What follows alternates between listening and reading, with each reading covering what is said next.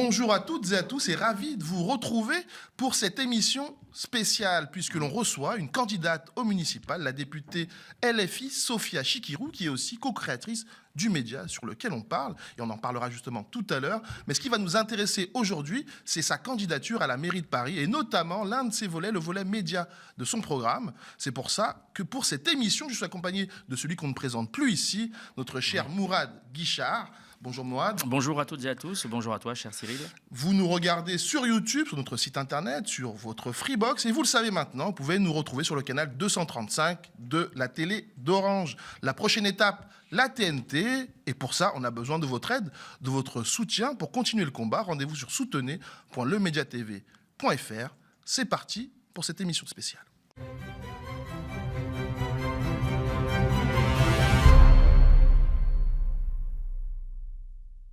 Et avant de commencer cette émission, pour respecter le temps de parole, nous avons envoyé des invitations aux principaux candidats, sauf à l'extrême droite. Donc là, c'est la première d'une série que l'on espère la plus longue possible. Donc Rachida Dati, Emmanuel Grégoire ou Pierre-Yves Bournazel. Si vous nous regardez, le message est passé. Mourad, je suis ravi d'être avec toi aujourd'hui. On va commencer cette émission et on a une invitée, je le disais en introduction, rare en tout cas sur ce plateau. C'est Sophia Chikirou. Oui, qui va... Alors, bonjour Sophia. Bonjour à vous deux et merci de l'invitation. Merci d'avoir accepté l'invitation. Très sincèrement. D'ailleurs, est-ce qu'on vous appelle désormais chef de file ou tête de liste? De liste. Toujours tête de liste parce que comme vous avez été rejointe par des écologistes. Oui, les Verts populaires. Ce sont des écologistes, des élus et des militants d'Europe Écologie Les Verts qui ont décidé de ne pas soutenir Emmanuel Grégoire et donc de ne pas suivre David Belliard dans l'alliance qu'il a passée avec Grégoire et le Parti Socialiste et de rejoindre la France Insoumise et ma candidature, notamment pour la question qui est fondamentale à Paris et dans plein d'autres villes, qui est la question de l'écologie et de la bifurcation écologique, où ils disent le compte n'y est pas, mais on entrera peut-être dans le détail un peu plus tard sur ce sujet-là. Oui, et puis je vous laisse... Mais je reste tête de liste, je vais prendre la tête de la liste du Conseil de Paris. D'accord. Alors, juste avant de te laisser la parole, cher Cyril, il y a eu... Alors, c'est effectivement pas l'œil de Moumou, c'est une spéciale sur les municipales. Je suis quand même là sur la question évidemment aussi des médias et de votre rapport aux médias qui date pas d'hier. On va y revenir également. Et vous avez donné dans la Tribune dimanche fin janvier une interview assez particulière avec un titre La Dame de fer des Insoumis. Je ne sais pas si historiquement le rapport entre Thatcher et la France Insoumise est pertinent ou pas. Enfin bon, j'entends le jeu de mots. Et d'ailleurs, j'aimerais bien que... d'inventivité et de créativité des journalistes. C'est vrai que c'est pas... C'est le genre de titre, mais vraiment, même ChatGPT fait mieux. Oui, mais parce qu'historiquement, ça tient pas la route. On peut pas dire ça. C'est un peu comme la passionnariat, la pauvre qu'on vient coller sur. Ou la dame de pique. Oui, j'ai eu le droit aussi. Ah oui, aussi. Non, il manque vraiment zéro imagination. Juste avant justement de parler de cette interview et la manière dont ça s'est goupillé, qu'est-ce qui vous vaut cette réputation ? Les journalistes eux-mêmes qui décident de faire tourner les choses et de vous dépeindre d'une certaine façon. Il ne faut pas chercher plus loin. Il ne faut pas chercher à qu'est-ce qui vous vaut cette réputation. Vous avez un monde médiatique que vous connaissez, et puis le monde des médias mainstream tout particulièrement, qui est encore autre chose que tout ce qui essaye de se construire en alternative à ces médias-là. Et dans ce monde, vous avez une domination de classe, premièrement. Une domination de classe. Les gens sont issus des milieux sociaux, d'éducation, les plus privilégiés. Je ne vais pas dire élevés, parce qu'en réalité, dans la société, ce n'est pas eux les plus élevés et les plus indispensables. Je veux dire les plus privilégiés. Ils reproduisent cette domination dans leur rapport aux autres. Et tout ce qui n'est pas issu de leur milieu et de leur façon d'être, etc., leur est étranger et est éventuellement un adversaire, un compétiteur et quelqu'un qui ne fait pas partie de cet entre-soi. Premièrement, une domination de classe. Deuxièmement, me concernant, il y a un rapport à ce que je suis fondamentalement, c'est-à-dire une femme. C'est structurant. Et dans le milieu des médias, comme dans plein de milieux, mais vous pouvez prendre la médecine ou l'université, des milieux où il y a de la compétition, on va dire, les femmes sont souvent aussi des compétitrices que les hommes vont dépeindre d'une certaine façon. Et comme c'est des milieux un peu brutaux, si vous êtes une femme dans ces milieux-là, vous avez intérêt à avoir Voilà, les reins solides, etc. Et ensuite, il y a mes origines ethniques, on va dire, ou nationales, vu que mes parents viennent d'Algérie. Et du coup, ça pèse aussi, tout simplement. Donc, tout ça fait que vous allez retrouver dans leur langage. Et si vous analysez, je crois que Sam Zira le fait un peu dans l'interview que je lui ai accordée la semaine dernière, il le fait un peu, il dit, mais la façon dont vous êtes dépeinte, décrite, les mots qui sont employés pour vous qualifier, mais c'est du harcèlement moral, c'est d'une violence inouïe. Moi, il m'a fait prendre conscience dans l'interview. Les bras armés, dame de pique, c'est ça. Ici, tout le vocabulaire qui m'est accolé est un vocabulaire de... En gros, c'est une sorcière, elle représente un danger, elle est manipulatrice, elle est dans l'ombre, alors que je suis élue depuis 4 ans, enfin voilà, mais etc., etc. Donc, non, je dois, si je devais... Cette image qu'on véhicule me concernant dans les médias, je la dois à cette petite caste médiatique et à rien d'autre. Alors, je voudrais lire le petit extrait de ce que vous dites dans la Tribune Dimanche. Alors, c'est très intéressant que vous parliez de sorcières parce que bientôt, on va recevoir une universitaire qui s'appelle Sandrine Aragon et qui a travaillé sur les sorcières. Autant des sorcières du Moyen-Âge, mais qui aussi fait un parallèle avec les sorcières d'aujourd'hui, dont potentiellement vous pourriez faire partie, c'est-à-dire des femmes comme vous, comme Sandrine Rousseau ou d'autres, qui sont balancées dans l'arène. Et c'est intéressant le mot sorcière. Je retiens, et puis je vous inviterai à voir cette émission qui j'espère aura lieu au courant du mois de mars. Alors vous dites, ouvrez les guillemets, j'ai vécu 8 ans de dénigrement et d'injures médiatiques, c'est ainsi que vous le résumez, donc je mets la distance nécessaire. Les médias ont choisi une ligne qui consiste à me salir matin et soir, pas le midi, c'est déjà un point positif. Est-ce que ça a eu des conséquences? Est-ce que vous faites maintenant le tri des médias dans lesquels vous voulez vous rendre ou pas? Est-ce que vous répondez positivement à toutes les invitations ou est-ce que vous faites un tri? Et inversement, est-ce que vous sentez que des médias vous ont ostracisé un peu plus encore? Non, je ne suis pas ostracisée, je suis plutôt invitée parce que je fais partie, je crois, de ce qu'on appelait dans le jargon les bons clients. Moi, je vois que je suis une communicante de profession et j'ai une expérience avec les médias qui date de plus de 13 ans maintenant. J'ai commencé, je m'occupais des relations presse de Jean-Luc Mélenchon pour la campagne de 2012, donc je connais le travail. Je confirme. Et oui, c'est vrai, vous étiez à Libé à l'époque. Absolument. Et du coup, j'étais en train de dire, voilà, je suis invitée, je fais partie de ce qu'on appelle les bons clients, je regarde sur les réseaux sociaux, mes extraits de Passage TV font beaucoup de vues. Je sais aussi pourquoi ils font beaucoup de vues, parce que justement, on ne me voit pas beaucoup. Donc, quand on me voit, on me regarde. Et puis, comme il y a une réputation, une fama qui me précède, etc., on est curieux de voir. Bon, tant mieux, ça fait partie du jeu un peu médiatico-politique. Est-ce que j'accepte toutes les invitations? Non. Peut-être aussi parce que je suis arrivée à un âge, à un moment de ma vie, on va dire, pour pas dire un âge, mais à un moment de ma vie... Vous n'êtes pas si âgé, ça va. Non, voilà, mais je suis à un moment de ma vie...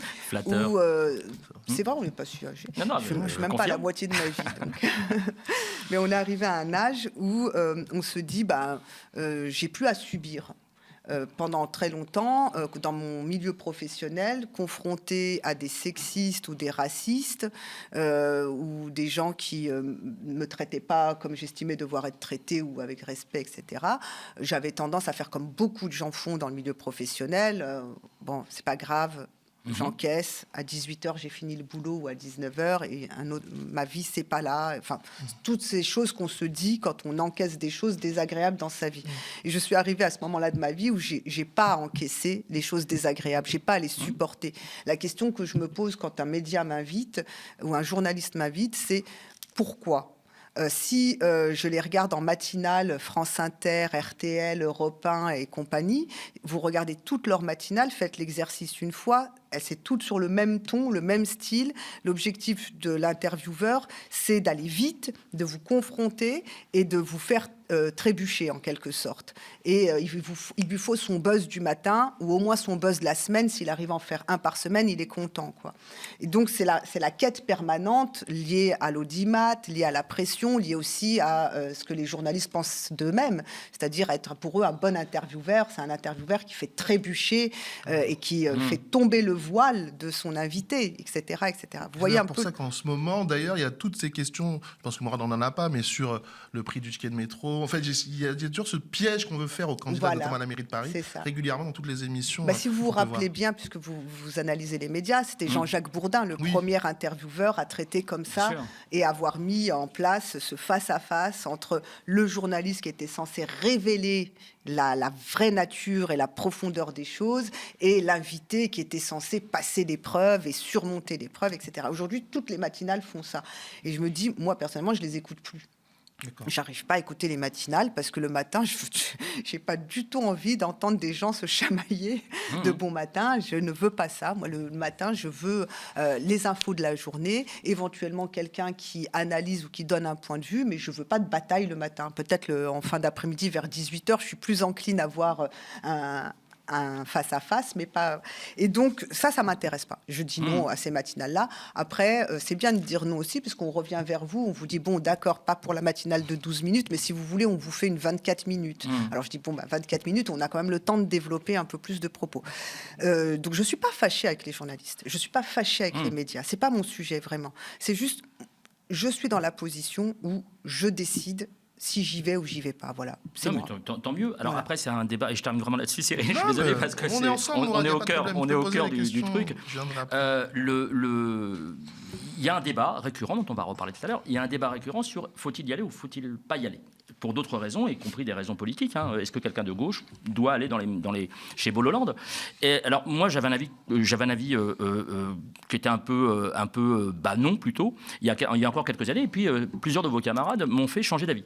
Je pense par exemple à quelqu'un comme David Giraud ou quelqu'un comme Émeric Caron ou Bompard. Genre Bompard, par exemple, Manuel Bompard, quand il est face à un journaliste qui va essayer ses punchlines ou de rechercher la punchline, quitte à mentir, je pense à Alix Bouillaguet sur France Info, et que très tranquillement, il va dire « Non, madame, je ne peux pas vous laisser dire ça, madame. Vous avez fait 3 mensonges en 1 minute, madame. Ça ne se fait pas. » Et il va démonter complètement. Et là, je me dis, il a fait le job quand même. Il est allé sur une chaîne où vous savez qu'il serait taclé. Il a quand même fait le job. Donc effectivement, c'est un vrai débat. Et vous avez la chance de vous dire, je fais le choix, je choisis tel ou tel autre média. Et je comprends tout à fait la démarche. Je voulais juste apporter cette touche particulière.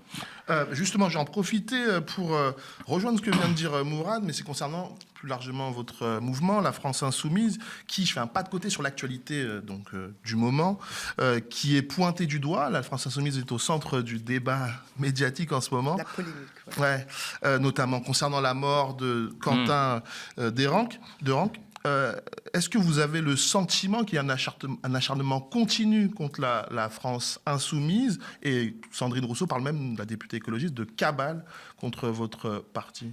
Je trouve qu'ils sont victimes d'une espèce de cabale incroyable, alors que là, ils ne sont pour rien dans cette affaire. C'est-à-dire que LFI n'est pas responsable de la situation que nous avons vécue à Lyon, aussi dramatique cela soit-il. Et je ne vois pas comment...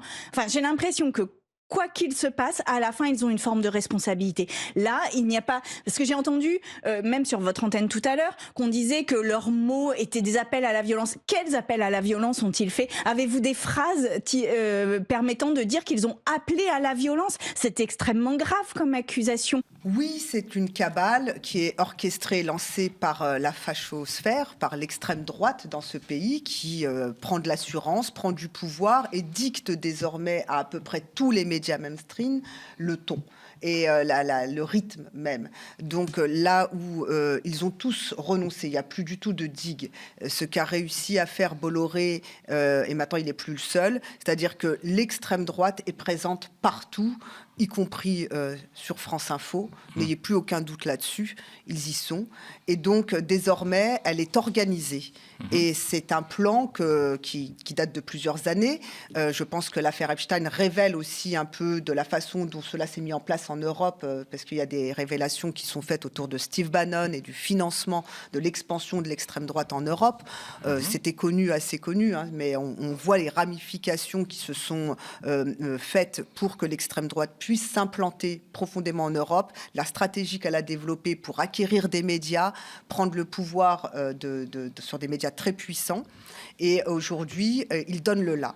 Et c'est les groupuscules les plus extrêmes, Némésis notamment, qui est un groupuscule d'extrême droite fémino-fascisant, on pourrait le dire de cette façon-là, même si certains peuvent discuter du terme fascisant, mais enfin, en tout cas, c'est ce groupe-là qui donne le là. Ce qui est terrible, c'est de voir comment les journalistes mainstream, qui sont dans des médias de service public ou de chaînes qui n'appartiennent pas à Bolloré, dont le projet politique et le dessin politique est connu, comment ces journalistes reprennent des fake news lancés par des témoignages de gens de Némésis qui sont ni corroborés, ni montrés, pour lancer des choses totalement débiles, et comment finalement il y a cet emballement depuis 48 heures pour faire porter à la France insoumise la mort de quelqu'un dont nous ne sommes responsables ni de près ni de loin. Les faits sont là, ils sont têtus, mais que voulez-vous faire? L'idée actuelle, elle a une visée politique, et j'en profite parce que quand j'entends cet après-midi les éléments de langage répétés par les députés du Parti socialiste, d'Olivier Faure, de Boris Vallaud, de Eskenazi et consorts, etc., à les répéter dans leurs éléments de langage que la France insoumise, certes, elle n'y est pour rien dans la mort de Quentin, mais qu'elle ait quand même sa part de responsabilité. Ces gens-là sont une honte et d'une lâcheté telle que vraiment, il faut vraiment, vraiment être très, très unitaire ou unioniste ou que sais-je, pour encore penser que le PS, ce sont des camarades qu'on a là-bas. Il faut vraiment le vouloir. Là, il faut être... Ça va être compliqué. C'est vrai qu'il y a un concours de prétérition depuis pour ce qui est d'aller se vendre et trahir... Et de dire, non, je n'accuse pas la LFI, mais à chaque fois... mais ils font d'une trahison, c'est assez ces gens-là, c'est incroyable. Après Glucksmann, vous les avez là qui partent, mais sérieusement, vous voulez faire quoi avec des gens pareils? Au premier coup dur, ils sont sous le tapis, quoi. C'est incroyable. Les fascistes ont défilé dans le 20e à Paris. Vous avez vu cette vidéo? Ils défilent sur un petit groupuscule de 20 personnes, boulevard de Ménilmontant. Ils se rendent certainement en direction de Place de la République. Personne n'est là pour les arrêter, évidemment, ce soir-là, d'accord? Ils sont sur la chaussée, il n'y a pas de problème. Nous, on a fait un rassemblement antifasciste rue de Bagnolet il y a quelques jours. Il y avait 300 cars de CRS pour un rassemblement où il y avait 300 personnes.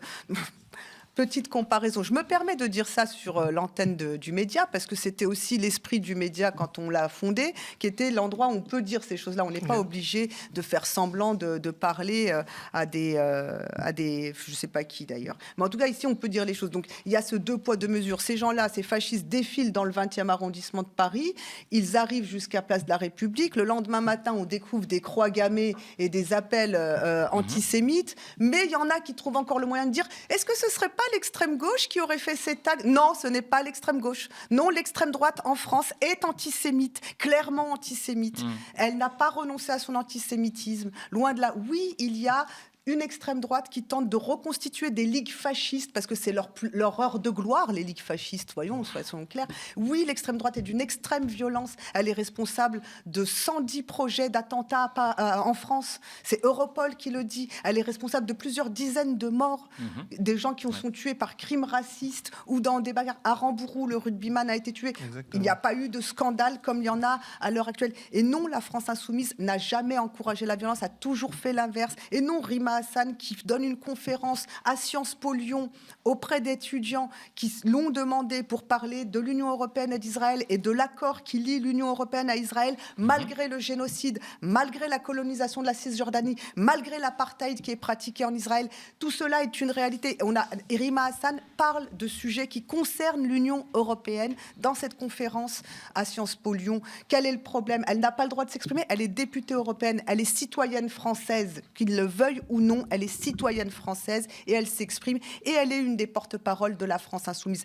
Ce qui s'est passé ce jour-là n'a rien à voir avec Rima Hassan. Que Némésis ou que nous vivrons des groupuscules dangereux et d'extrême droite viennent perturber toutes les réunions antifascistes ou toutes les réunions de la France insoumise ou d'étudiants de gauche ou de gens qui défendent la Palestine aujourd'hui, etc. C'est eux qui posent problème. Ce sont eux qui posent systématiquement le problème et qui mettent en danger tout le monde et surtout nous. parce que nous avons la chance à la France Insoumise d'avoir un service d'ordre qui a beaucoup d'expérience. Une expérience qui date de la création du parti de gauche, 2008. D'accord. Donc c'est un service d'ordre qui a été formé à des choses qui sont très simples. Ce que nous prônons publiquement, nous l'appliquons. Notre service d'ordre n'est pas armé. Notre service d'ordre fait de la médiation et de la désescalade. Ce sont des méthodes de gestion de l'ordre et de gestion de la foule et de gestion du risque. C'est ça, c'est comme ça que notre service d'ordre fonctionne. Il n'a jamais fait remonter le moindre incident autour de la conférence de Rima Hassan. Donc, les journalistes le savent. Ils le savent pour des raisons très simples, c'est que l'enquête de police montre que les choses ont lieu à des heures différentes, dans des lieux différents. Et justement, Rima Hassan, aujourd'hui, s'est désolidarisée de la jeune garde, en tout cas.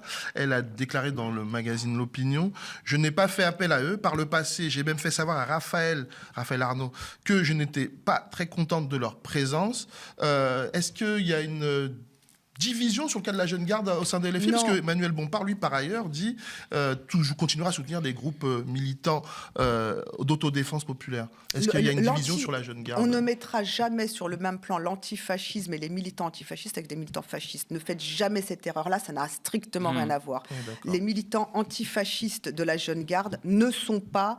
D'ailleurs, la jeune garde a été dissoute, donc de l'ancienne jeune garde, ne sont pas des militants violents. Ce sont des militants avec de l'antifascisme. C'est une culture politique qui n'est pas forcément celle des insoumis. Je ne veux pas vous dire que les insoumis, il y a très peu d'insoumis qui viennent de l'antifascisme. Raphaël Arnaud a rejoint le groupe parlementaire de la France Insoumise, a été investi par la France Insoumise, mais il n'a pas la même culture politique que beaucoup d'entre nous qui avons une culture politique qui est certainement moins honorable, puisque moi je viens du Parti Socialiste, donc c'est moins honorable que de venir de l'antifascisme. Mais vous voyez ce que je veux dire. Mais donc il y a différentes cultures de gauche qui se sont retrouvées à la France Insoumise. Et quand Rima Hassan dit je ne fais pas appel à leur service d'ordre, parce que tout simplement le service d'ordre de la France Insoumise est celui qui est en charge d'assurer la sécurité, la protection, en fait on dit, des personnalités de la France Insoumise. Donc quand Rima Hassan est invitée à une conférence universitaire, et elle prévient la France Insoumise et elle demande tout simplement ce qu'on appelle soit une protection rapprochée. Donc c'est 2, 3, 4 camarades qui sont formés à la protection rapprochée, qui doivent assurer son arrivée sur les lieux, le moment où elle s'exprime et sa sortie. C'est-à-dire les deux moments les plus dangereux pour un meeting ou une conférence publique, c'est l'arrivée et la sortie. On assure la sécurité de ces moments-là. Voilà, c'est la protection rapprochée de Rima Hassan. Donc non, il n'y a pas de désolidarisation de la jeune garde qui de toute façon a été dissoute il y a pratiquement 1 an. Et concernant les camarades de la jeune garde, que l'enquête révèle ce qu'elle a révélé, si elle a quelque chose à révéler les concernant. Moi, je ne peux pas non plus vous dire je suis au courant, j'y étais, je n'y étais pas, je ne vais pas m'avancer. Tout ce que je sais, c'est que le rapprochement et les accusations sont trop rapides et trop bien orchestrés pour les prendre au sérieux. Alors juste avant de te laisser ta question, non, mais je vais te laisser la parole tout de suite pour ta question suivante. Je précise ces techniques. Je précise que nous enregistrons le mardi, donc le 17 février, et que l'émission, lorsqu'elle sera diffusée, il y a peut-être plusieurs informations, dont Sophia Chikirou. Voilà. Donc voilà, on recontextualise. Mardi 17, le jour de l'enregistrement. Je t'en prie. Non, je voulais parler justement dans votre programme. Vous parlez, mais après Mourad, je te laisserai aussi la parole, de la nécessité de créer des médias locaux à Paris. Et ma question que je me posais justement, c'est est-ce que c'est l'expérience que vous avez eue ici aux médias nous a pas échaudé? Est-ce que vous serez prête à retourner justement à vous investir à nouveau dans la création d'un média? Alors aujourd'hui non, parce que je suis élue. Donc j'occupe des fonctions électives. C'était pas le cas en 2017 quand j'ai lancé le projet du média. J'étais pas élue, j'avais pas l'intention de l'être à ce moment-là. Maintenant que je suis élue, je ne vais pas dire que j'ai un projet de média, parce que si ce n'est un média pour la France Insoumise, mais non, pas un média indépendant comme c'était le cas à l'époque. Mais là aujourd'hui, la question c'est que malheureusement, j'avais raison en 2017. Quand je suis sortie de la campagne présidentielle de 2017, je savais, avec plusieurs autres personnes, on s'était dit, c'est pas possible, les médias pèsent trop, les médias décident trop et les médias empêchent trop. Et il faut qu'il y ait un média de gauche. La mainmise des oligarques sur les médias, le contrôle sur les lignes éditoriales, la façon aussi dont certaines rédactions se comportait dans le jeu politique fait que nous, on savait qu'il n'y avait pas de neutralité journalistique, qui était quand même le grand mythe à l'époque. Plus personne n'y croit aujourd'hui. Mais il ne faut pas oublier qu'à l'époque, les débats qu'on avait, les affrontements qu'on avait avec certains journalistes, c'est parce qu'ils nous disaient « je suis neutre ». On leur disait « mais non, vous n'êtes pas neutre ». Ils nous disaient « si, je suis neutre ». On a gagné cette bataille-là. On l'a gagnée. Aujourd'hui, les journalistes ne prétendent plus être neutres. Il y a 10 ans, ils le faisaient encore, premièrement. Deuxièmement, on s'était dit, nous, on veut une ligne éditoriale qui incarne à la fois la gauche radicale et écologiste. Ça n'existait pas. Donc, vous aviez des médias qui se disaient de gauche, mais plutôt SOSDEM. Voilà, leur candidat, c'est Glucksmann à chaque élection. Un coup, c'est Manuel Valls, un coup, c'est Glucksmann. Valls, il est passé chez Macron. Glucksmann, bon, on peut le sortir encore. C'est à peu près sûr qu'il passera à droite à la prochaine élection, je vous le garantis. Et donc, on s'était dit ça. On n'avait pas tort. Aujourd'hui, ce que je défends en tant que future maire de Paris, je me dis, mais comment se fait-il qu'une ville de plus de 2 millions d'habitants n'ait pas de journaux, de journal local, de journaux dans les arrondissements, dans les quartiers. Comment se fait-il qu'on ne vende pas dans les kiosques, dans les boulangeries, dans les cafés, le journal de Belleville, le journal de la butte aux Cailles, etc., etc. Je me dis, ça a besoin... Alors, il existe plein de petits fanzines, de petites choses comme ça, mais pas diffusées, pas reconnues, pas soutenues. Et puis l'autre souci, ce sont les radios associatives.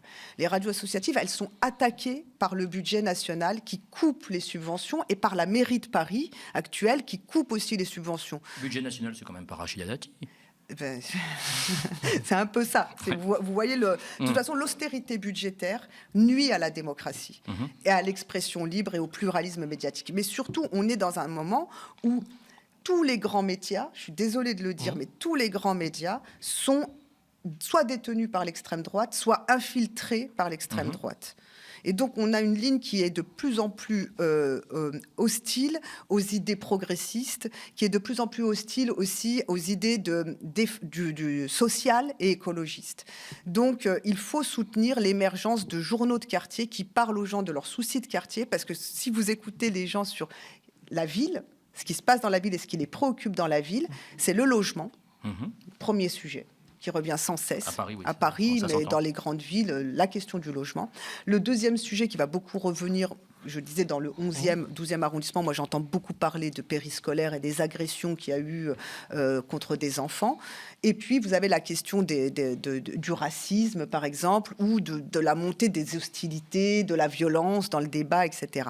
Vous allez aussi avoir beaucoup à Paris de gens qui râlent pour la circulation, à juste titre, parce que pour venir ici, c'était vraiment l'enfer, et qui râlent aussi de la façon dont se comportent les cyclistes, et ça serait bien de sécuriser un peu les pistes cyclables et tout. Mais bon, vous voyez, il y a des sujets de ce type-là, mais il y a aussi le fait que les gens dans les quartiers ont besoin de pouvoir s'exprimer sur des sujets nationaux ou internationaux. Il n'y a pas que le sujet de la propreté, les sujets nationaux.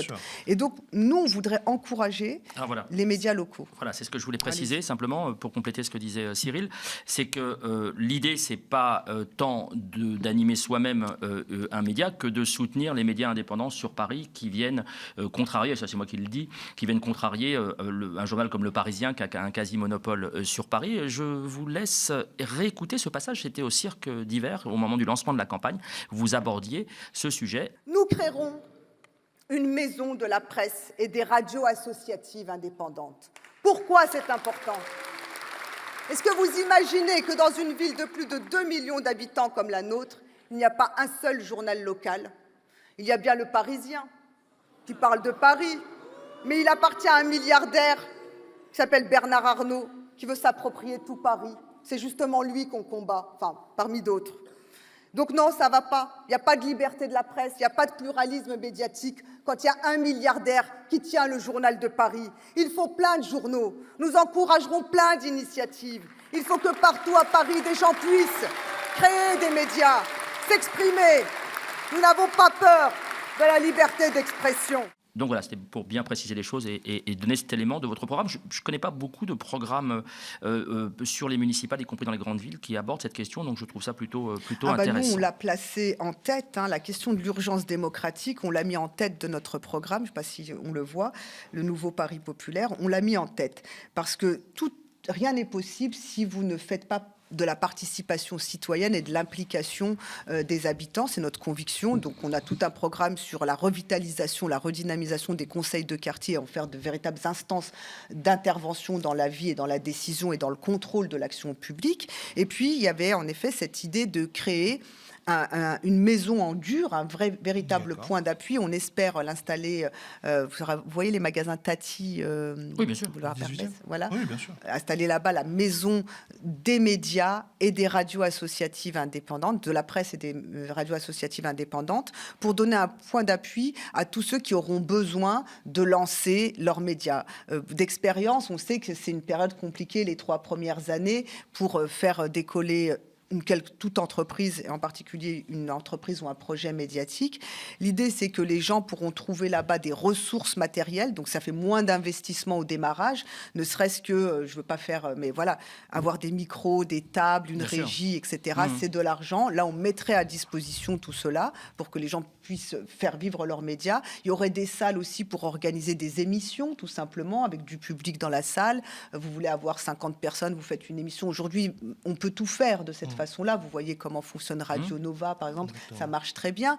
Vous pourriez aussi avoir, pour la presse écrite, parce que l'objectif, c'est quand même de soutenir aussi la presse écrite, vous pourriez avoir des fonctions support qui seront mutualisées autour de la maquette, par exemple, et ce genre de travail qui coûte beaucoup d'argent à produire. Mais vous pourriez aussi avoir, et ça, c'est un sujet que je n'ai pas dit encore publiquement, donc je le dis ici, mais il n'y est pas. Moi, je trouve que la ville de Paris a tout intérêt à avoir une imprimerie municipale. Et il y a une imprimerie, par exemple, à l'Assemblée nationale. La ville de Paris Non, n'a pas c'est une de la imprimerie prestation. Non. Alors, je vais aller vérifier pour être sûr à 100%. Je serais surpris de ça. Mais moi aussi, je serais très surprise qu'il même ça, il l'ait privatisé. Non, ils font appel à des prestataires. Ah ouais.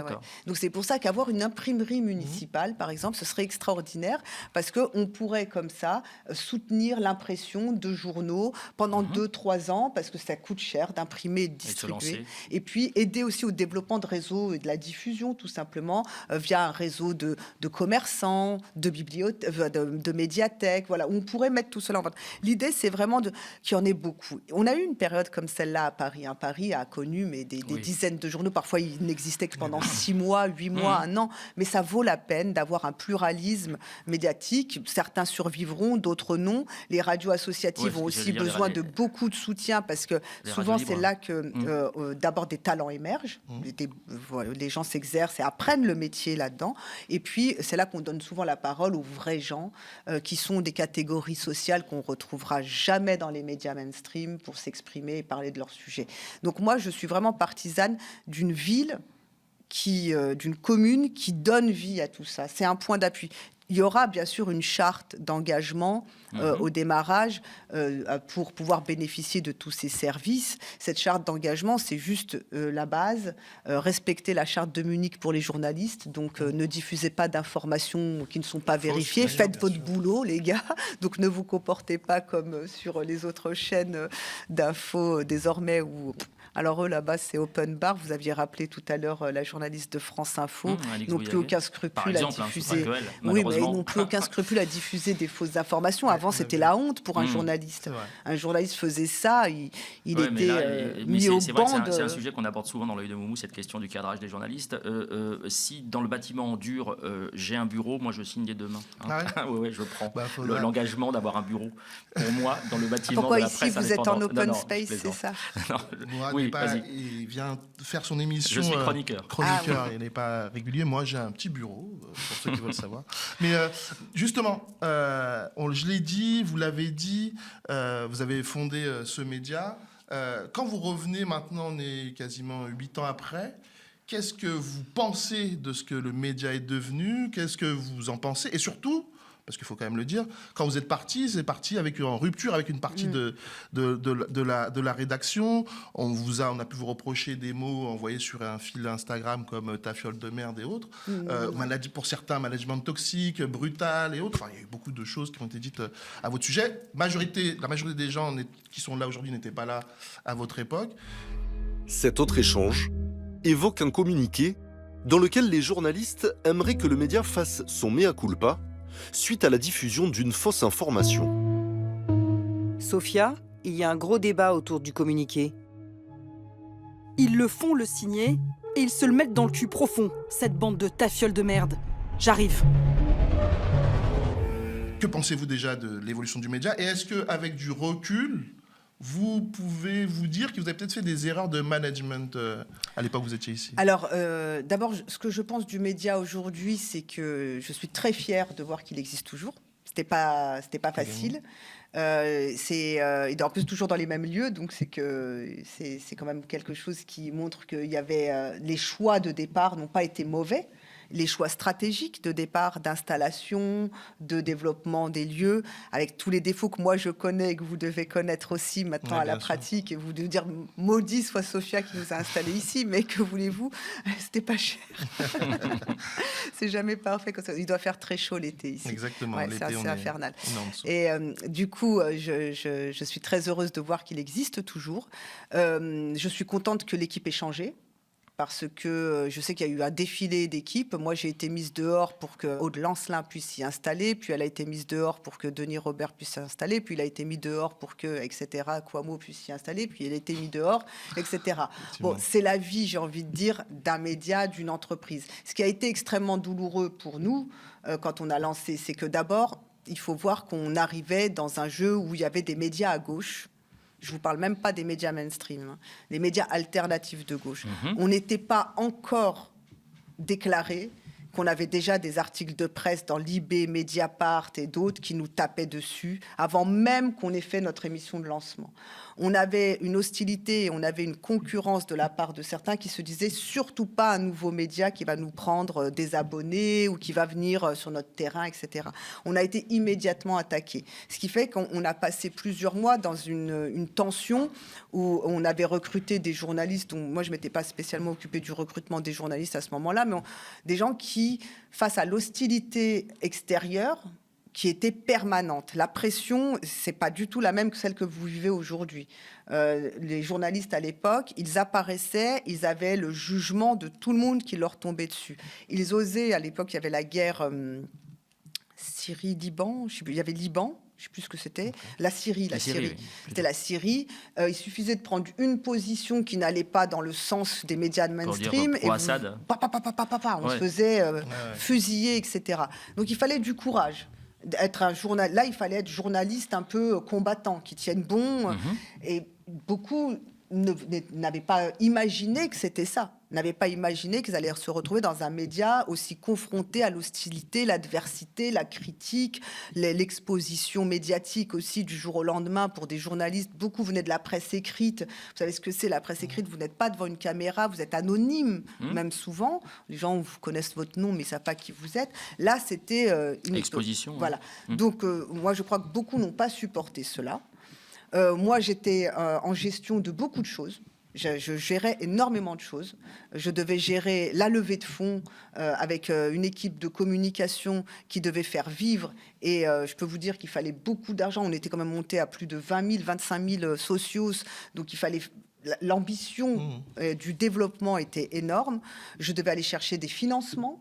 Donc, à l'époque, je négociais avec la BPI. Là, je vous entendais parler tout à l'heure du projet de TNT. On l'avait déjà, le projet de TNT. Il était bien en route parce qu'on allait avoir... vous savez ce que c'est, il faut beaucoup d'argent à investir. Donc, quand vous avez la BPI, à l'époque, avec qui on discutait, etc. Bon, on avait vraiment des gros dossiers à gérer derrière. Ça, c'est le travail que je faisais à l'arrière, que les gens ne voyaient pas. Par-dessus le marché, on avait une rédaction qui ne fonctionnait pas bien. Des journalistes qui ne s'entendaient pas entre eux, qui n'avaient pas la même ambition. On avait voulu faire tous les âges. Donc, on avait des très jeunes et des plus âgés, plus expérimentés. Ils n'avaient pas la même conception de la pratique. Vous le savez ce que c'est, vous devez le vivre. Ce n'est pas la même vision du travail, de l'investissement. Quand on vous dit qu'il faut faire 50 heures ou vous êtes d'accord, je l'ai fait. Une nouvelle génération dit non. Si on vous dit ça va pas ton papier, tu le refais parce qu'on comprend pas et tout, change l'ordre, vous le faites en vous disant bon, ça fait partie du job. Et il y en a qui le vivent comme une agression personnelle. Bref, il fallait gérer tout des humains. Et c'était pas évident quand on n'a pas le temps de gérer des humains. Et c'est pour ça que souvent on dit faut un rédacteur en chef. Le rôle d'un rédacteur en chef dans une rédaction, c'est beaucoup de gérer l'humain et de gérer ces côtés-là. Moi, j'avais pas le temps de faire ça, j'avais pas de rédacteur en chef capable de le faire, donc j'avais parfois des difficultés. On avait une obligation, c'est la chose que je regrette aux médias. Je dis, et ça a été d'ailleurs la raison de la rupture en juillet 2018, parce que la vraie raison de la rupture en juillet 2018, c'est que moi, je refuse de renoncer aux 20 heures. Parce qu'on a fait campagne de levée de fonds en disant aux socios, financer un JT à 20 heures du lundi au vendredi. Voilà ce qu'on avait fait comme campagne. Les socios ont donné beaucoup d'argent pour avoir un JT à 20 heures. Et moi, j'arrive en juillet, on me dit on ne veut plus faire le JT de 20 heures. On veut pas, on veut faire de l'enregistrement qu'on diffuse après, on veut pas faire de direct, etc., etc. Et quand j'organise le 5 mai de 2018, donc on a des manifestations dans toute la France qui sont organisées. On envoie des reporters socios, reporters dans 42 villes. On fait du live pendant plusieurs heures. Et moi, je dis, c'est ça notre média. Ouais. Le média, c'est un JT à 20h, c'est de ce type d'opération, etc. Et on a un désaccord profond là-dessus avec une équipe de journalistes qui dit non, c'est trop, on n'y arrive pas, on n'est pas équipé pour, alors qu'aujourd'hui, tout le monde fait ça. Mais à l'époque, c'était il y a 10 ans. À l'époque, on me disait encore, je vous assure, on me disait ici, dans ce lieu, certains me disaient, mais moi, il me faut un caméraman, etc. Aujourd'hui, personne ne dirait ça, parce que le métier fait que 8 ans après. Mais à l'époque, c'était peut-être... Donc non, j'ai pas fait d'erreur de management en ce sens-là. Après, j'ai peut-être fait une erreur, c'est que moi, j'avais créé le média avec une bande d'amis aussi au point de départ, qu'on avait élargi à des gens qu'on connaissait pas. Et avec la bande d'amis, la façon de gérer le stress, de gérer la pression, de gérer les contradictions, de gérer parfois le laisser-aller, c'était peut-être d'employer et de parler familièrement. J'étais pas élue, j'étais pas exposée médiatiquement. On avait cette façon de parler entre potes, parce qu'il y avait des potes aussi là-dedans, qui étaient peut-être un peu grossières, qui dépassaient les limites, etc. C'était il y a plus de 8 ans aussi, c'était pas la même chose. Et l'évolution qu'on a aujourd'hui sur la façon dont le langage, à juste titre, doit être contrôlé et où certains mots comme « ta fiole de merde » doivent être absolument bannis de notre langage. Parce que comme je l'ai dit, à l'époque, je le dis dans une conversation à deux, je ne le dis pas à la cantonade, je le dis dans une conversation à deux personnes. La personne sort la chose dans la presse pour me nuire. À ce moment-là, elle le fait sciemment pour me nuire. C'est Thomas Guénolé qui le fait pour me nuire, ce qui est très drôle parce que désormais Thomas Guénolé, on est réconciliés. Donc je me réconcilie avec le média, je me réconcilie avec Thomas Guénolé, je me réconcilie avec beaucoup de personnes des années après, peut-être aussi parce que finalement on se rend compte que cette période n'a pas été... j'étais pas le monstre que certains voulaient dépeindre à ce moment-là. Et peut-être que les monstres n'étaient pas ceux qu'on désignait à la vindicte populaire ou médiatique à ce moment-là, mais peut-être des gens qui aujourd'hui se retrouvent mis en cause dans des affaires de viol, d'agression sexuelle, où moi j'ai découvert comme tout le monde avec qui j'avais fondé le média, c'est-à-dire une personnalité extrêmement dangereuse, Gérard si on Miller, en croit, moi je cite pas, mais extrêmement dangereuse, si on en croit les accusations et les plaintes qui sont portées par un certain nombre de femmes. Voilà. Juste pour revenir là-dessus, et je laisse la parole à Cyril, justement, vous êtes passé récemment chez Alexis Poulain, donc ce qui pose la question de savoir effectivement s'il faut un ancien du média. Oui, qui était chroniqueur. Il était chroniqueur, son poste. Ah oui, ici. Sur l'Europe. Voilà, mais en 2018, du coup, 17, au tout début, ouais, 18, 17-18, donc il y a longtemps. Il est accusé d'être proche de l'extrême droite, de complotisme, des choses comme ça. Et donc, vous avez fait le choix d'y aller. Et vous avez justement évoqué votre actualité judiciaire. Je vous laisse écouter un extrait. Parce que, par exemple, à peine la campagne commence que, paf, Sophia Chikirou, vous avez quand même un procès pour escroquerie avec le média. Oui. Et puis c'est incroyable. Incroyable. La dernière fois qu'on s'était parlé, c'était au sujet de ma cafetière d'une cafetière et d'un micro-ondes, c'est ça. Là, cette fois-ci, ils veulent me faire un procès. Donc, c'est la brigade financière de Paris qui veut me faire un procès sur la base d'un différend qui n'existe pas. Alors, ils m'accusent d'escroquerie, mais c'est juste le terme qui est employé. Oui, comme ça, parce ça fait que, les gros titres avec l'AFP, Sophia c'est génial. Chikirou en escroquerie. Mais l'affaire, elle est ridicule. On a un conflit, un différend commercial avec le média. Ma société, le média, à l'époque, c'était en 2018. On finit en 2 ans, on règle le problème après le départ de Gérard Miller du média. D'ailleurs, Gérard Miller qui est poursuivi, lui, pour des affaires de mœurs. Et donc, avec Denis Robert qui prend la succession de Gérard Miller puis de Aude-Lancelin, Denis Robert lui propose un accord. On signe un accord et l'affaire est derrière nous. Et là, ils ont publié un communiqué pour dire, nous, on n'a pas de problème avec Sophia Chikirou. Sophia Chikirou pas d'affaire. Non. Ouais. Pour être précis, le média, il y a très peu de temps, a publié un communiqué sur cette affaire qui est en cours, je le précise, et dont on peut pas, évidemment, sur laquelle on ne peut pas disserter. Le directeur actuel a fait un communiqué dans le sens qui dit qu'en fait l'affaire avait été réglée à l'amiable entre les différentes parties prenantes. Et donc, dans ce cas, on ne peut pas en parler ici, mais j'ai quand même une question, parce qu'on est aux médias et qu'on peut dire plein de choses, vous l'avez dit tout à l'heure. Pourquoi, selon vous, indépendamment de parler du détail de cette affaire, la justice vous poursuit-elle alors que tout a été réglé à l'amiable? Moi, j'arrête pas de poser des questions. Pourquoi, alors qu'en 2021, un accord à l'amiable pour un différend commercial, attention, on n'est pas en train de parler d'un différend de je ne sais quoi, on a un différend commercial qui est réglé en 2021 avec le média. On décide, grâce à Denis Robert, je peux le dire franchement, on décide de régler l'affaire en 2021 en se disant, allez, c'est derrière nous et tout le monde est content d'en finir avec ça. Il y a une enquête préliminaire qui s'ouvre dans le même moment à peu près. Cette enquête finit par être rangée au placard ou au frigo, comme je dis, mise au frais, semblerait-il finalement. Et 5 ans après, ils la ressortent subitement et je dois absolument être jugée sur une affaire d'escroquerie de la banque où je me dis mais qu'est-ce que la banque vient faire là-dedans ? Et là, c'est une affaire montée de toutes pièces. J'aurai l'occasion de m'en défendre. Mais c'est hallucinant parce que tu dis, il n'y a pas de préjudice, il n'y a pas de plaignant, parce que ni la banque, ni le média n'est plaignant dans cette affaire. Mais il y a des procureurs qui estiment qu'il est urgent de juger Chikirou là-dessus parce qu'elle est candidate à la mairie de Paris. Moi, je crois que le calendrier parle de lui-même. Les intentions de la procureure ou du procureur ou des procureurs, je ne sais pas qui est derrière tout ça, sont évidentes et sont pas bonnes. La justice n'a pas fait se comporter comme ça. C'est pas on ne laisse pas dormir un dossier pendant 5 ans pour le sortir à un moment par pur opportunisme politique. Que le ou la procureure qui prenne cette décision dise franchement, je suis pour Emmanuel Grégoire, je le soutiens, ou je soutiens Bournazel, ou je soutiens Dati, peu importe, mais il y a de fortes chances qu'ils soutiennent plutôt Emmanuel Grégoire. Et dit, je suis pour Emmanuel Grégoire, je veux mettre une peau de banane sur le chemin de Madame Chikirou, je vais lui mettre un procès juste après l'élection. Pourquoi pas pendant ? Moi, ça ne m'aurait pas dérangé. Ça ne m'aurait pas dérangé d'être en pleine campagne et d'être convoqué au tribunal. Et comme ça, j'aurais pu dire au tribunal les choses pour que les gens puissent savoir en quoi consiste l'affaire. C'est peut-être pas pour vous laisser une tribune, justement.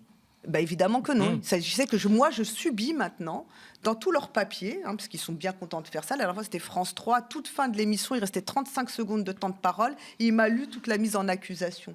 Je ne pouvais pas répondre. Ouais. Quand j'ai commencé à répondre, il a envoyé le générique. Et voilà à quoi ça sert. Ça ne sert qu'à ça. En tout cas, une chose est certaine, c'est que dans cette affaire, il n'y a pas eu d'escroquerie, il n'y a pas eu de problème, il y a eu un différend commercial. On l'a réglé avec vous, il n'y a jamais rien eu d'autre. Mais je me trimballe avec Sofia Chikirou, mise en examen et bientôt en procès. Tiens, comme Rachida Dati. Vous avez vu un petit peu. Alors là, il y a Grégoire qui est plus intelligent que tout le monde, bien sûr, et plus malin que tout le monde, et plus méchant que tout le monde, certainement aussi, qui dit Rachida Dati et Sofia Chikirou. Elles ont beaucoup en commun, ces deux-là, dont un procès après les élections. Ah, petit malin, va. Ah, petit malin. Mais justement, en fait, sur ça, qui est Rachida Dati, Sofia Chikirou, candidate à la mairie de Paris, est-ce que, vous l'avez peut-être un peu dit tout à l'heure, mais est-ce que vous pensez que vos profils, du coup, dérangent beaucoup plus que si vous étiez appelé, j'en sais rien, bref, ni Sofia ni Rachida, on en parlerait un peu moins, en fait, dans la manière dont on vous traite politiquement et médiatiquement. En ce moment, à Paris, ça joue. Okay. Mais dans toute la France. On ne va pas faire comme si Paris était hors de la France. Et le climat ambiant, vous l'avez compris un peu. Tout le monde a compris en quoi ça consiste. La montée du racisme, la xénophobie, de l'islamophobie, de la stigmatisation de toutes les personnes de couleur. Vous avez vu l'autre jour Karine Le Marchand qui part un peu en délire là-dessus. C'est-à-dire qu'on se sent maintenant autorisé à parler comme ça. Karine Le Marchand, qui est quand même une présentatrice populaire, normalement, elle se dit, il n'y a pas de problème à parler de cette façon-là. Oui, en plus, ça y est. Sur les chaînes d'extrême droite, donc voilà, elle était en plus à la maison. Voilà, exactement. Donc voilà l'ambiance générale du pays. Voilà l'ambiance générale de la campagne. Ça, c'est le décorum qui fait que les gens se font des clins d'œil. C'est ce que j'ai reproché à Emmanuel Grégoire. Quand il va sur CNews pour dire Rachida Dati et Sofia Chikirou ont un pacte, la journaliste lui dit « Ah bon ?» Il dit « Mais c'est évident. » pardon, mais toi et Pierre Bournazel, alors vous avez un pacte. Et c'est évident. Oui, tout le monde le sait. Comme tout le monde le sait, voilà. Tout le monde comme le dirait sait. Bourdin. Absolument. Voilà. Donc c'est terrible, en fait, de voir cette ambiance-là, ce petit truc. Honnêtement, l'adversité... Je crois que j'ai démontré que je sais y faire face. Je sais me battre, je sais répondre, je sais maintenant rire de tout ça, ce qui n'était pas évident dans les premières années. Puis vous savez, on apprend dans cette adversité aussi. Moi, je crois que l'essentiel, c'est de m'adresser aux électeurs, de m'adresser aux gens, à leur intelligence. Jean-Luc Mélenchon nous l'a toujours dit, il nous le disait à juste titre. Peut-être qu'à l'époque, on ne comprenait pas forcément les choses, mais maintenant qu'on l'expérimente tous, on le comprend. La meilleure résistance, c'est s'adresser à l'intelligence des gens. Et faites le pari de l'intelligence. Ne faites pas le pari que eux font, qui est que les gens sont bêtes et avalent tout cru ce qu'on leur donne à manger. Alors leur tour, moi je voulais pour une dernière vidéo, un dernier magnéto, je voulais alors c'est très léger, mais j'ai trouvé ce moment extraordinaire. J'avoue qu'il m'avait échappé. C'est Alain Duhamel qui va s'exprimer sur la géopolitique. Donc vous l'avez, on est au mi-janvier, si mes souvenirs sont bons. Il va parler des États-Unis et de l'impérialisme américain. Et là, je me suis demandé, mais qu'est-ce qui lui prend ? Je me suis demandé si vous n'aviez pas réellement un côté sorcière. On écoute cet extrait. Mais il faut dire aussi que Emmanuel Macron a accepté les coups de force de Donald Trump, que Donald Trump commette un acte de guerre au Venezuela, kidnappe un président, prétende que c'est un narcotrafiquant, le fasse juger aux États-Unis et que Emmanuel Macron applaudisse des deux mains, alors que Donald Trump dit lui-même qu'il le fait pour des raisons colonialistes. Il a émis des réserves justement, notamment sur la méthode. Oui, enfin, écoutez, voilà. D'ailleurs, j'allais dire heureusement.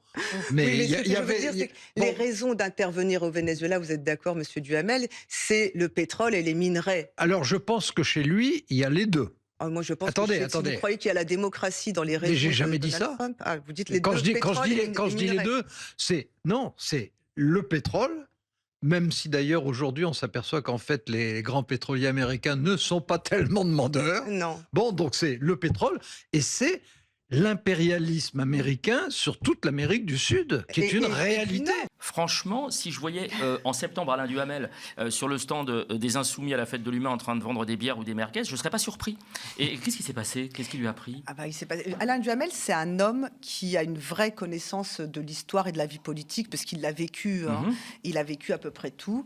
Et donc, je crois qu'il a parfaitement analysé ce qui se passe avec les États-Unis d'Amérique et avec Donald Trump. Et il ne peut pas appeler ça et nommer ça autrement. Mais aussi, il ne faut pas oublier que Alain Duhamel, c'est un homme qui, dans les années 60-70, était déjà journaliste, et à l'époque, on parlait d'impérialisme américain.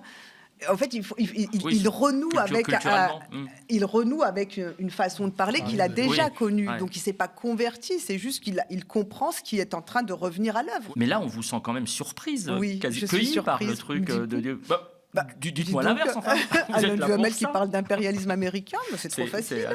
Non, c'est une scène. C'est vrai. Voilà, c'est une scène que je voulais vous Mais offrir, j'aime beaucoup débattre avec cet homme. J'aime beaucoup débattre avec lui. Ça se voit, puisque très récemment, c'était dimanche dernier, vous avez aussi débattu et il vous a. J'avoue que j'étais surpris.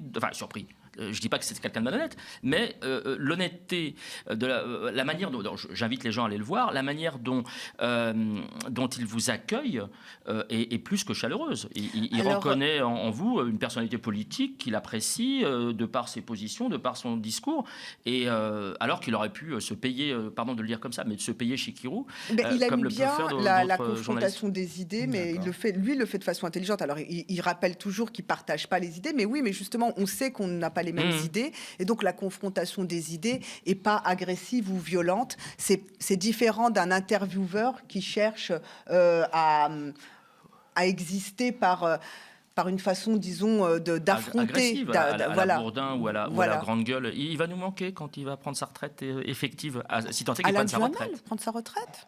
Justement, si tant est qu'il prenne sa retraite. Il l'a quand même annoncé. Cyril, je te laisse le mot de la fin. On arrive à la fin de cette émission. Sophia Chikirou, merci d'avoir été avec nous aujourd'hui, d'avoir pas éludé tous les sujets dont on voulait parler, que ce soit le média, que ce soit votre campagne, que ce soit tout. J'ai été surpris du fait que vous ayez abordé tous ces sujets avec la verve qu'on vous connaît et votre franc-parler. Vous n'avez pas hésité à tacler quelques personnages politiques au cours de cette... il y a des noms confusés. Il y a des noms confusés au cours de cette émission, quelques-uns en tout cas. Merci beaucoup. Donc nous, comme je le disais, on va essayer de renouveler ça avec d'autres candidats. Donc après avoir vu ça, Rachida Dati, Emmanuel Grégoire, il faut venir répondre à votre adversaire politique du jour. Pierre-Yves Bournazel aussi. On espère pouvoir vous avoir sur notre plateau pour avoir un échange aussi riche, en tout cas. En tout cas, l'invitation est officiellement lancée. Donc, s'ils ne répondent pas, je dis ça pour nos amis, s'ils ne répondent pas, ça signifie qu'ils ne souhaitent pas venir et donc ce ne sera pas de la faute du média. Une toute dernière question. Quelle est en 2 mots la prochaine date par rapport à cette campagne? Est-ce qu'il y a un événement particulier? Ah oui, il y a un événement assez important. Bon, d'abord, on va entrer en période de vacances scolaires à Paris pendant 15 jours. Donc nous, on a une grosse opération, on a une semaine quartier populaire. Mais c'est vraiment des dizaines et dizaines. On va passer les 200 ou 300 actions. On va être très présents, très déployés. Et ensuite, on a le 7 mars, vous serez invités, tous les médias seront invités. On a une grande réunion autour de démocratie et culture, qui sont des enjeux fondamentaux dans la ville, comme je le disais tout à l'heure. On a ensuite le 9 mars un grand meeting avec Jean-Luc Mélenchon, qu'on annoncera très prochainement. Il y aura, je l'espère, des débats télévisés. Moi, je souhaite qu'ils aient lieu. On est invité le 8 mars sur LCI. J'espère que ça aura lieu. Et je crois, si je ne dis pas de bêtises, le 11 mars sur BFM. J'espère que ça aura lieu. Bon, il semblerait que Rachida Dati ne souhaite pas débattre, mais moi, j'aimerais vraiment que les débats puissent se faire. Parce que ce matin, j'ai eu un gros moment. C'était le chiffrage de notre programme, d'ailleurs le budget. Et moi, j'ai envie de discuter du budget avec tous les candidats parce que c'est pas une petite affaire, la question de combien d'argent on met. Nous sommes la seule liste à proposer une augmentation de l'investissement et du fonctionnement, c'est-à-dire des moyens que l'on va donner à nos services publics et pour la bifurcation écologique. Merci. Merci à vous. Merci à vous de nous avoir suivis. Vous pouvez bien sûr toujours soutenir le média sur soutenez.lemediatv.fr et n'hésitez pas donc à nous dire en commentaire ce que vous avez pensé de cette émission. Sur ce, je vous laisse avec la suite des programmes du média.